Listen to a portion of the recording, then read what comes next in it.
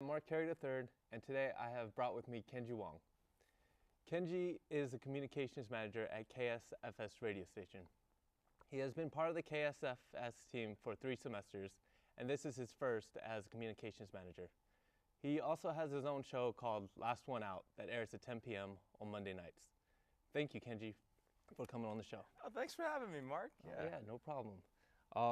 First I want to ask, as a communications manager, what kind of roles do you fulfill for the radio station? Well, basically I show up at the meetings every Thursday. No, well, that's got to be kind of hard to do, right?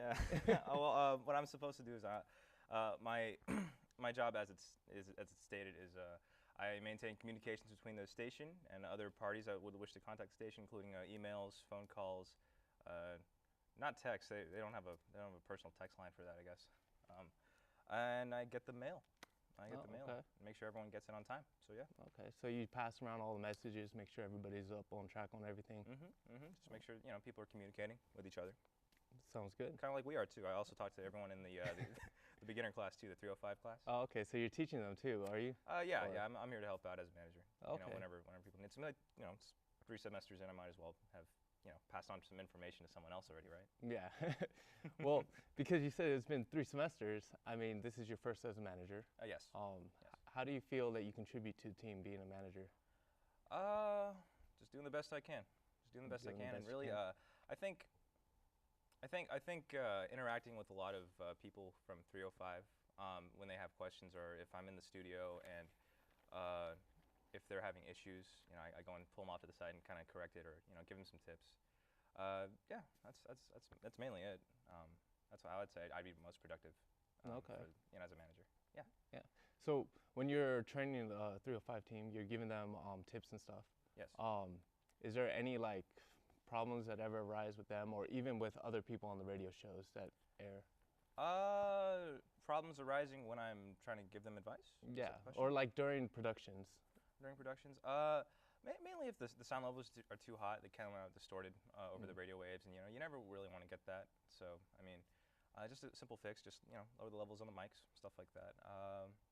Otherwise, I think people just generally do really well on the show. I think we're almost done with the semester, so I think people who are in 305 this semester have got it down so far. And of the people I've helped, I think their shows have really evolved. So I think it's not too many troubles now, unless you just you don't plan to make your show any better.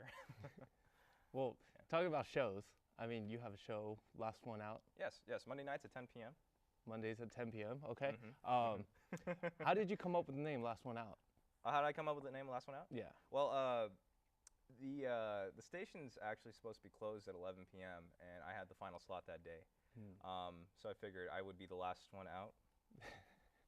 So pretty clever.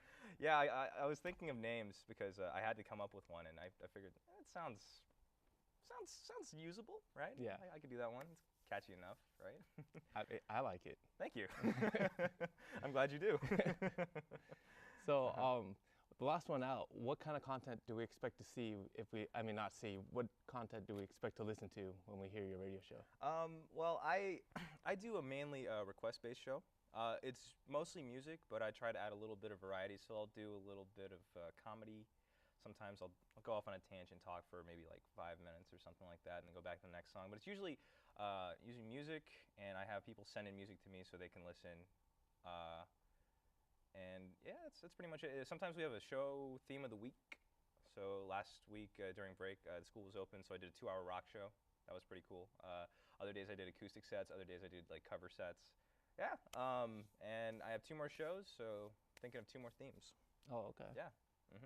So, is a theme part of everything, or because you get requests?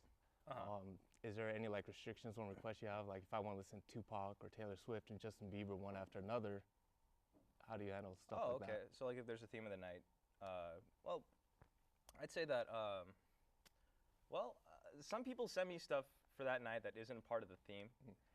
And every so often, it'll slip past me because they just I'll usually screen my songs, but every so often a song will slip past me and I haven't screened it yet, and it won't match the theme of the night.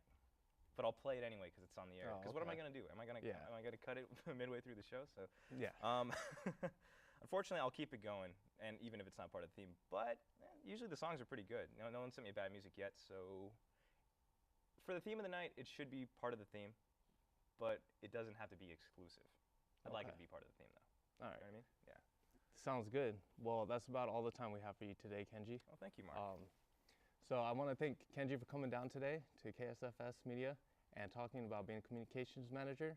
And make sure to catch him at ksfsmedia.net/radio.